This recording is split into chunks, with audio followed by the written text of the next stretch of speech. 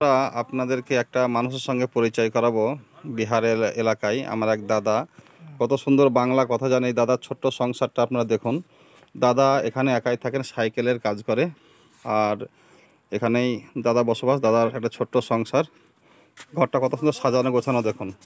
দাদার এই যে এটা শোয়ার জায়গা, মানে অ্যাকচুয়ালি মানে আমাদের যে চৌকি আছে বা কারো ঘরে খাট আছে, দাদা কিন্তু নিজে হাতেই চৌকির উপরে ঠান্ডার সময় ধানের খড় বিছিয়ে রেখেছে যেন ঠান্ডা না লাগে। দাদার ঘরে এ দেখো টিভি, গরম লাগলে টেবিল ফ্যান গরমের সময়, দাদার রেঞ্জপত্র এবং দাদার এই ছোট্ট সংসারটা কত সুন্দর সাজানো।